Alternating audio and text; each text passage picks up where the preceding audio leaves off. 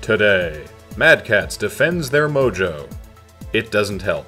This is CheckPoint.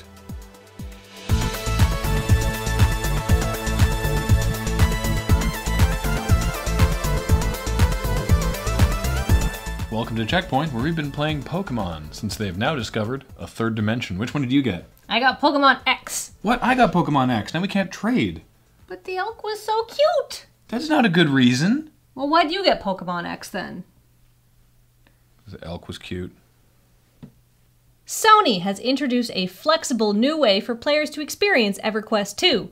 That's marketing speak for paying the low price of $35 to jump straight to creating a level 85 character. Which raises several questions. First, who decides now, almost 10 years after its release, it's finally the time to start playing EverQuest II? Secondly, aren't those 85 levels worth of now optional content important? Isn't there some story stuff you're supposed to get out of it? And finally, aren't you paying a fee just to skip most of the game? And if so, does that mean Sony has actually figured out a way to sell you a really short version of EverQuest II for a super premium price? Angry Birds is going where no franchise has ever gone before.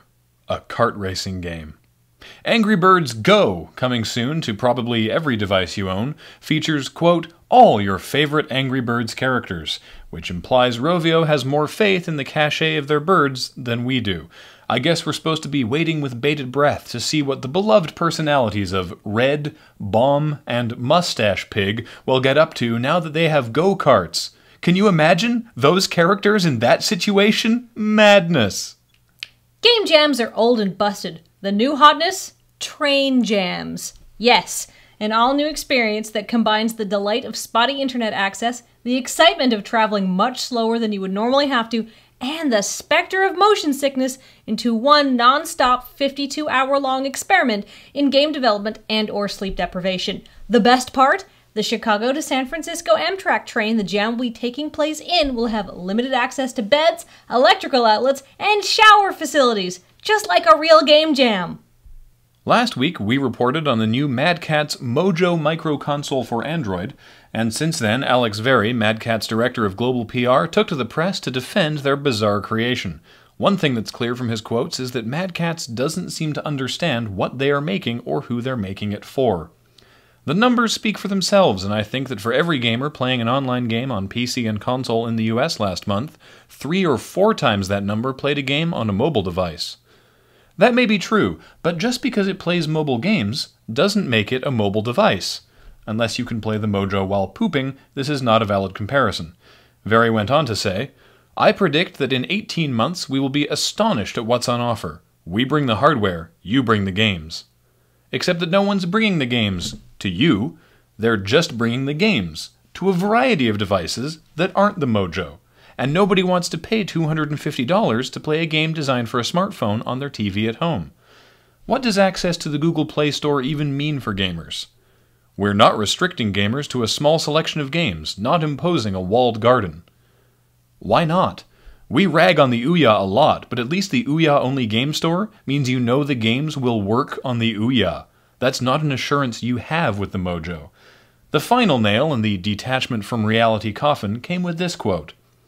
We're not interested in going after the super casual market with Mojo.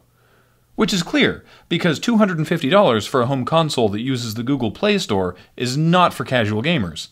But what hardcore gamer is ever going to say, I'm no X-Drone or Sony fanboy, the games I want are on the Google Play Store, so I'm buying a Mojo. Your target demographic doesn't exist. Final Fantasy VI is coming to iOS and Android, so that means Final Fantasy VII is sure to follow. Don't hold your breath. According to Square Enix's Takashi Takeda, Final Fantasy VII is years away from a mobile release because the game would be big. Over a gig. Which sounds reasonable for about 1/10 of a second until you realize that taking up that much space hasn't stopped Infinity Blade or XCOM from selling like 1 million copies on mobile. Look guys, it's fine. I'll make the space. I probably don't need all those Katy Perry albums. Wait, all your Katy Perry? Well, no, not all of it. Yeah, because I'm like, one of the boys? Well, God, no, that's got She Kissed a Girl on it. And yeah. As I understand, she enjoyed that. You don't actually listen to Katy Perry, do you? No.